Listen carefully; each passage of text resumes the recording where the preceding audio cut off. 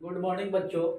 कल हम लोग पढ़े थे वर्ण किसे कहते हैं, वर्णमाला किसे कहते हैं, स्वर किसे कहते हैं, स्वरों का वर्गीकरण।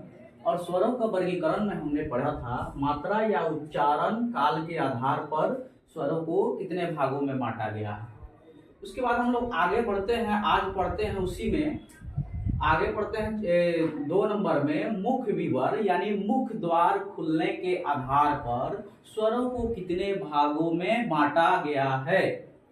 तो इसमें हम लोग 4 भागों में बांटा गया है। देखेंगे, फर्स्ट को बोलेंगे विवृत, सेकेंड को बोलेंगे अर्ध विवृत, थर्ड को बोलेंगे संवृत, फोर्थ को बोलेंगे अर्ध संवृत।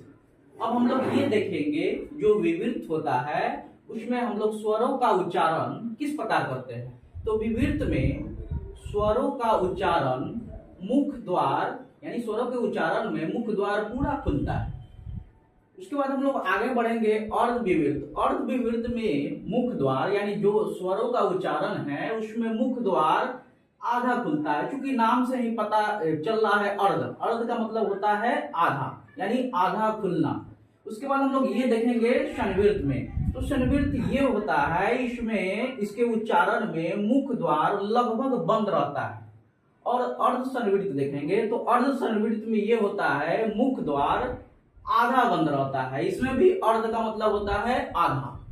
ठीक, उसके बाद हम लोग आगे बढ़ेंगे तो ओठों की स्थिति के आधार पर हम लोग स्वरों का वर्गीकरण कितने प्रकार से किए हैं। तो इसमें ओठों की स्थिति के आधार पर स्वरों का वर्गीकरण हमने 2 आधार पर किया है। एक को बोलते हैं आवृत मुखी और दूसरा को बोलते हैं विवृत मुखी। अब आवृत मुखी में ये देखेंगे कि स्वरों का उच्चारण में ओठ गोलाकार नहीं होता है। यानी जो हम लोग स्वर बोलेंगे उसमें उच्चारण करने में आपका ओठ गोला नहीं होगा। जैसे एग्जांपल मान लेते हैं हम लोग, यानी एग्जांपल है ओ और आ, इसमें आपका ओठ गोला नहीं होगा। उसके बाद हम लोग आगे बढ़ेंगे तो विवृत मुखी में। तो विवृत मुखी में ये होता है कि स्वरों का उच्चारण में ओठ गोलाकार हो जाता है। यानी जो स्वर का उच्चारण करेंगे उसमें ओठ हो जाएगा आपका गोला। ठीक है ना। जैसे एग्जांपल हम लोग ले लेते हैं छोटा ऊ और बड़ा ऊ। इसके बाद हम लोग आगे बढ़ेंगे यानी 4 नंबर में हम लोग आएंगे। यानी इसमें हम लोग ये पढ़ेंगे हवा के नाक व मुख के निकलने के आधार पर। तो हवा के नाक और मुख के निकलने के आधार पर स्वरों को हम लोग 2 भागों में बांटा गया है। एक को बोलते हैं निर्नुनासिक या मौखिक स्वर और दूसरा को बोलते हैं अनुनासिक स्वर। अब हम लोग ये समझेंगे जो मौखिक स्वर है उसमें उसके उच्चारण में हवा जो है मुख से निकलती है। जैसे यहाँ एग्जाम्पल दिया है ओ और आ, यानी इसके उच्चारण करेंगे तो हवा मुख से निकलेगा। उसके बाद अनुनासिक में हम लोग ये देखेंगे कि अनुनासिक को जब उच्चारित करेंगे यानी उच्चारण में हवा मुख के साथ साथ नाक से भी निकलती है। जैसे एग्जाम्पल यहाँ पे आपके दिया हुआ है।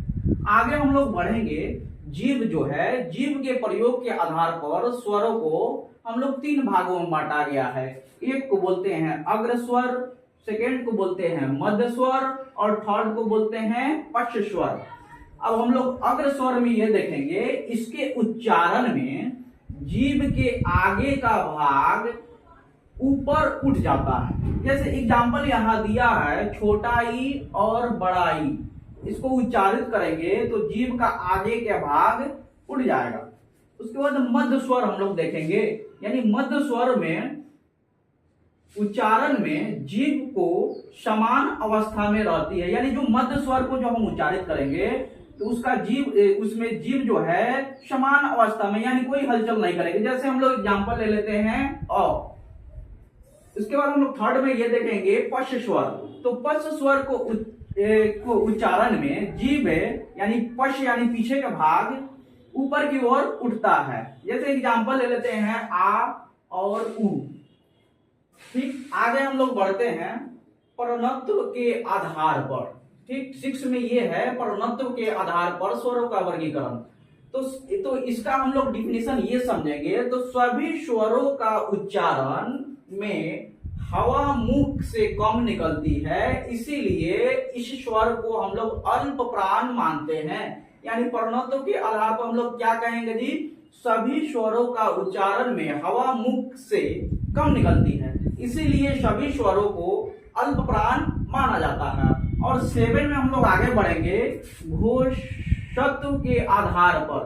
तो घोषत्व के आधार पर यह होता है स्वरों के उच्चारण में श्वास में कंपन उत्पन्न हो जाती है। यानी हम लोग जो बोलते हैं तो श्वास में कंपन उत्पन्न हो जाती है, इसीलिए सभी स्वरों को संघोष ध्वनियां इसमें हम लोग मानते हैं।